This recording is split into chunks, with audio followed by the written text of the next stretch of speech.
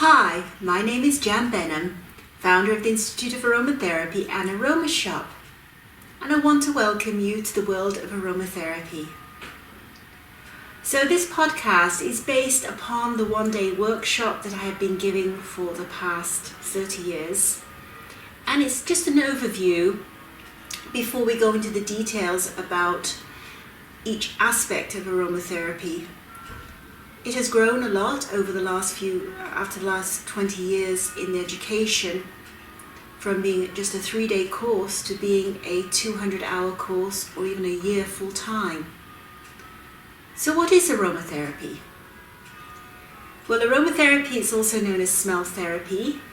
It can be defined as the art of utilizing natural distilled extracts known as essential oils from aromatic plants in healing the body, mind and soul. So basically what it is, an essential oil is a fragrant volatile liquid extracted by distillation from a single botanical source. Any oil that is made by extraction or distillation is classified as an essential oil. So the average yield of an oil, and you can look at my distillation videos to see how the oils are extracted, and we'll talk about mainly distillation. There is other methods too that are used, but the average yield of an oil is between 1 and 2%, although it can be as little as 0.05%, for example, as in rose essential oil, or as much as 10 to 15% for gums. For example, the distillation of 10 large buckets of orange blossoms produce only 1 thimbleful of neroli oil. 30 roses make 1 drop of rose oil. So you can see how those essentials can become particularly expensive. I'm just going to scroll down here. Now, I know that you will have your notes in front of you, so you can read this as I go along, and I will keep adding information as I think is necessary. So when they do extract, and we'll talk about this more in the extraction module, they use obviously one botanical source. So say, for example, take mandarin. So this is from the mandarin, the citrus rind from the mandarin. And they will put that, usually this is done by pressing, but they can also do it through distillation. So they'll put the peel into the distilling, and then you've got a single botanical source. Now what is interesting about this, the material that is used, obviously the better the quality of the raw material, then the better the quality of the essential oil. So if you have a grower that is just mass producing lavender, for example, and a lot of lavender that is on the market sold as lavender essential is actually lavandin, which is a hybrid of lavender, and it smells of lavender, but it's not really true lavender. So you do need to look at the unfortunately there's a lot of processes where they do sell lavender, and they say it's lavandula officinalis or lavandula angustifolia, for example, and it's being mixed in with other lavenders. And the reason for this is the perfume industry. The perfume industry buys most of the essential oils, and what starts to happen is the perfume needs to be exactly the same smell from year to year to year. So they buy, say, the lavender, and it's not quite the same smell each year. It's different depending upon how much sunlight they had, how much rain they had, what the crop was, what the soil was like, etc. So this makes a slightly different smell every year. So just like fine wine, you get a good year of lavender, you get a bad year of lavender. And what the perfume manufacturers then do is or what the essential oil companies will then do, sometimes the people who are manufacturing the essential oils, they will have the lavender analyzed, and they will see which chemicals are missing or not the same as the year before, and then they will add a touch of this or a touch of that. So they'll add a touch of linalool to make it the same linalool that it was last year, or a touch of geraniol, or whatever chemical they are adding. So it causes a problem when we are buying essential oils for therapeutic purposes, where we want the pure essential oil as nature expects, purely from the distillation and to use as is. That's where we get our healing properties from. And the more you mess around with an essential oil, the less effective it is. So I digress slightly here, but this is where we're looking at. So the background of essential oils, the earliest records show 3,000 years ago, distilled oils were found in the ancient Egypt. Vessels were discovered in ancient tombs, and the ingredients were still active after thousands of years. So they still had antiseptic and antibacterial properties. So the oils in those days were used in healing, in perfumes, in embalming, to banish the evil spirits, and in rituals by priests and priestesses. So we do know that all essential oils are antibacterial. So by adding essential oils to the embalming stuff, that they use to embalm, would help to extend the life of the skin. So for example, they used frankincense in the embalming. And even when they finally uncovered the tombs, they could still smell the frankincense. So it was still active, it was still smelling of frankincense, and the skin was intact. So if it can do that for dead skin, what can it do for live skin? That's why I love frankincense so much. So in embalming, there was cedarwood, myrrh, and frankincense just being a few of the herbs that were put into the body cavities to preserve the body. And then we've heard, of course, of myrrh and frankincense as being as gifts to baby Jesus. And there's been evidence of use of essential oils being used in ancient Egypt, and the Greeks, the Romans, and also in ancient India and China. So it's used a lot in Ayurvedic terms as well. So in the Middle Ages, they were using essential oils for medicinal purposes, and there's a famous story of some notorious thieves during the plague putting essential oils on their bodies in order to protect themselves when they went out, so they could rob the people who were dying of the plague or dead even, and they reputed to have not caught the plague at all. So they used essential oils to help protect themselves. And I myself have noticed that over the years I do a lot of distillation. I also do a lot of decanting because I sell essential oils. So many a time I have been pouring essentials into bottles, and if I get an overdose, if anybody gets an overdose, it's me. And so I fill up these bottles, and I might be filling up like 50 10 ml bottles of cedarwood, and then 50 ml bottles of geranium, then lavender, and then some sandalwood, and so on. By the time the end of the day comes around and I say go out, even though I might have washed, I still have the aroma, but not an obnoxious aroma like perfume. People often have come up to me literally on the street and said, wow, you smell beautiful. But it's not the perfume scent that causes the irritation and causes the allergies. In fact, I had a lot of people coming into my Aroma Shop in Canada who had severe allergies to and food sensitivities and scent sensitivities that really had no trouble coming into the shop. So you can see, and also whenever I do work a lot with essentials, I don't come down with colds, I don't come out with flu. I think it's helped me stay healthy for a longer time than I should have sometimes. So what are essential oils? Basically, if we want to know the chemistry side, they're broken down into different chemical groups. So you have alcohols, aldehydes, esters, ketones, phenols, lactones and terpenes. They're just some of the chemical groups. And then these are even broken down even more. So you can break down the alcohols into varying groups, aldehydes, esters and so on. And each of these chemicals all have different effects upon the body.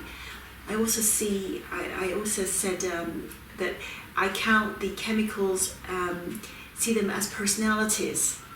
So ketones, they break down. So they break down mucus in the body. They stimulate healing of scar tissue. So you sometimes heard about using ketones in cleansing and fasting because they break fat down. They break mucus down in the body. So great in the healing of somebody who's got a lot of congestion on the chest and so on. And then you have esters. I always think of a nice auntie who's really a nice, soft woman who's very cuddly. So esters are your very calming, cuddly, healing type in that respect. So if you have an essential oil that is high in ketones and in esters, you've got a very powerful essential oil that has amazing healing powers. And that one is, of course, immortelle, also known as everlasting, called Helichrysum italicum. So that's just part one of this, and I will come back with some more information, and we're going to go on into the next round. So, what happened to the use of essential oils? Well, science got in the way. They started looking at why essential oils worked, why herbology worked, and scientists wanted to find out what and how, and they started breaking things down. For example, this is the herb white willow, which was widely used for fevers and other hot conditions. It was one of the first herbs to be scientifically investigated, and in the 19th century, scientists, French chemists, extracted the active constituent, named it salicine, and by 1852 this chemical was being produced synthetically. And by 1899, a less irritating and unpleasant tasting variant of the substance was manufactured and marketed as aspirin. So it was the first of the modern generation of plant-derived drugs. So not all chemicals can be duplicated or replaced. An example of this is the drug digitalis, which is still extracted from foxglove. So the upshot was this: the cult of pharmacology grew, the use of herbs and essential oils fell into folklore and disuse. So slowly science became the new god, and herbology sort of went into folklore and started being not used at all. So then we have the journey back. And I remember myself during the 60s and 70s, there was a movement for the use of natural products.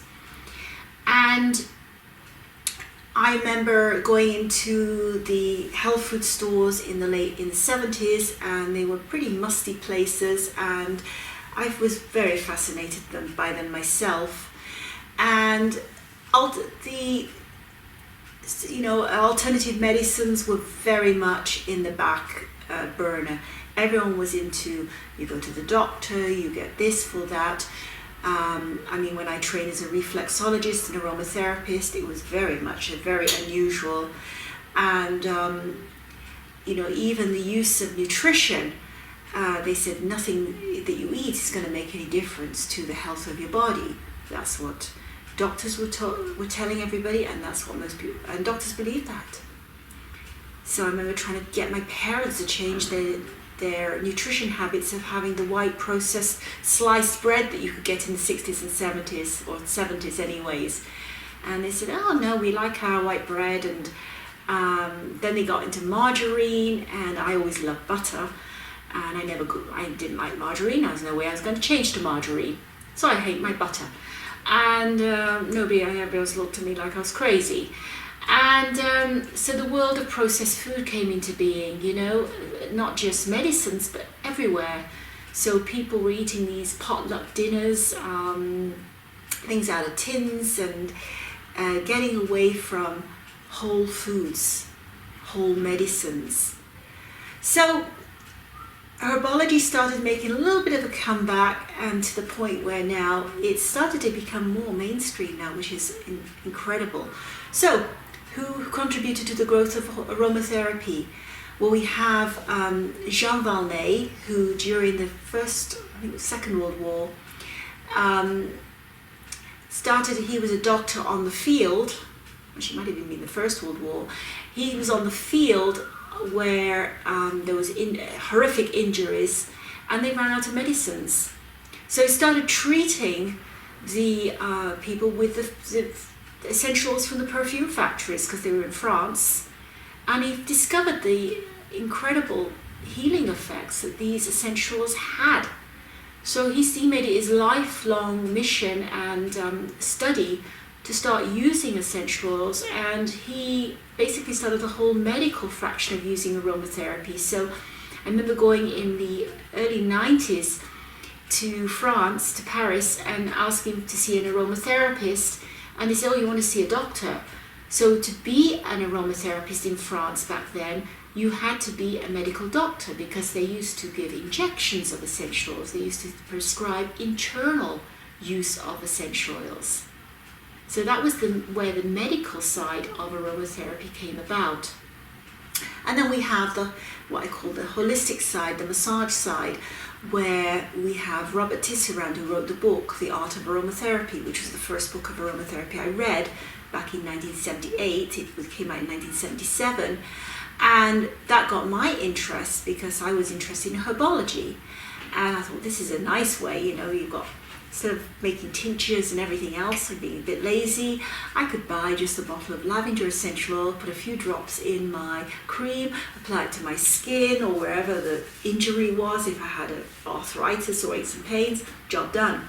So I was very happy with my essential oils, plus they smelled beautiful and divine. And then the teachers at that time, because when I was training, the only teachers available, there was Eve Taylor, who was teaching more beauty therapists. And then there was Shirley Price. Robert Tisserand was also doing courses, but he wasn't teaching big courses. He was just teaching like 2-day workshops, which I did attend. And then there was Shirley Price, who was offering also courses.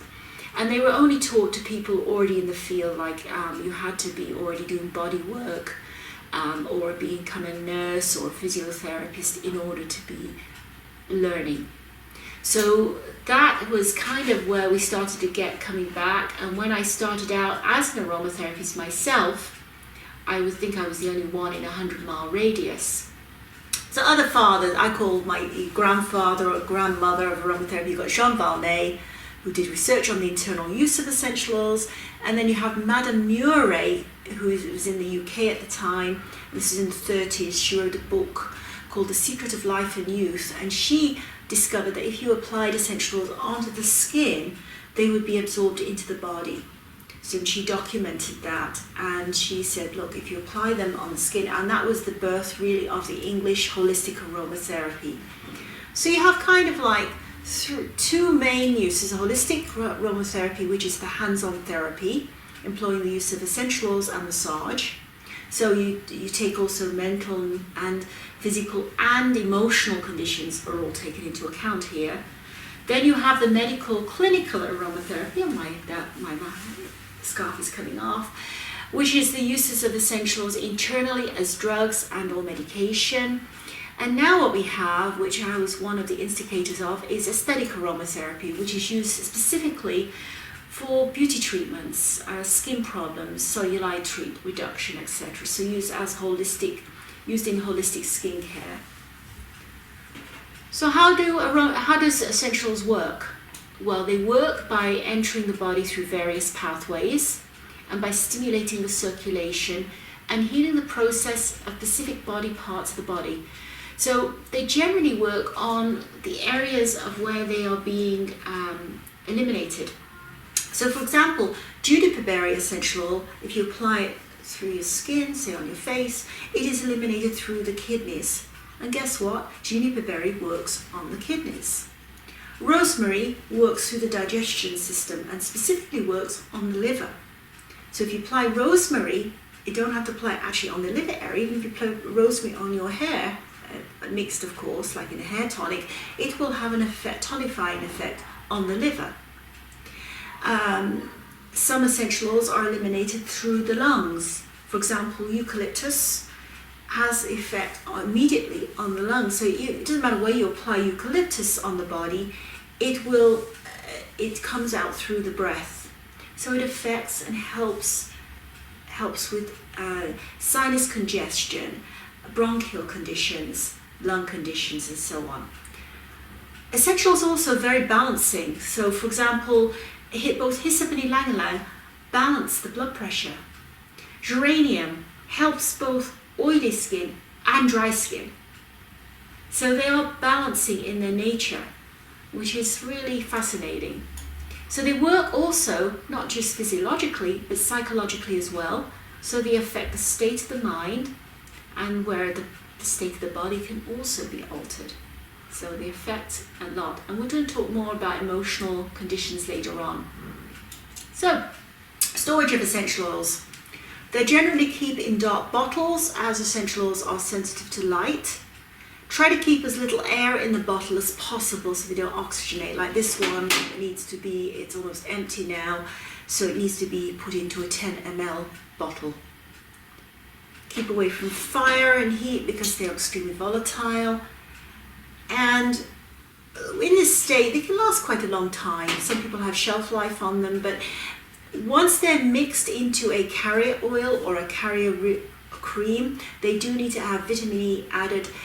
They don't last as long. They suggest try not to be, it depends on the carrier oil you put it in. You put it in hemp seed oil, the shelf life is 3 months. If you put it in jojoba oil, the shelf life is over a year because jojoba oil does not go rancid.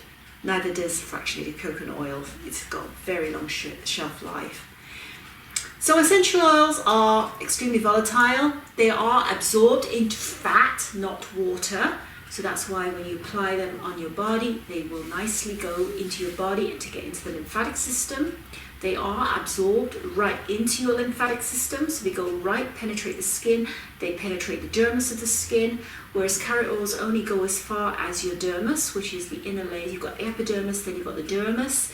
They will go only as far as the dermis, but so they're called carrier oils because they take the essential oil into the skin, and then the essential oils go into the lymphatic system and into the blood circulation, and then they come throughout the body and go to wherever they need to do to do the healing. So they don't dissolve in water. They do absorb in pure alcohol. They do evaporate at different rates, which also affects whether we call them top, middle, and base notes. So for example, mandarin essential oil, which I think is here, is called a top note. It evaporates much faster than, say, frankincense, which is considered a base note, which evaporates much heavier oil and evaporates at a much slower rate. They're easily affected by heat, light, air, and moisture, so don't keep them in the fridge. Some people do suggest, but if you're living in England or Germany or wherever, you don't need to keep them in the fridge. If you live in the tropical countries, you want to keep them in the fridge. But I store mine. I have a dark, not cellar, but I have a room that doesn't have any light going in, and that's where I keep my essential oils. Essential oils are usually in liquid form, but also can be solid or semi-solid depending upon the temperature. So myrrh can go very solid when it's cooler and very difficult to get out of the bottle. They're also usually colour, they're usually clear or pale yellow, but can be deeply coloured. For example, German chamomile is a deep blue, benzoin is a dark red. So we did talk about this before. The more an essential oil is interfered with by adding or subtracting chemicals, the less therapeutic it becomes. So they have something called FCP bergamot, where they take out the chemical that causes tanning of the skin. I don't consider that pure essential oil of bergamot, so I prefer to use the pure organic bergamot essential oil. Just don't put it into a cream where I'm going in to sunbathe. They are not, even though they're absorbed into oil, they're not greasy, and they don't leave grease marks on blotting paper. And all essential oils are antibacterial.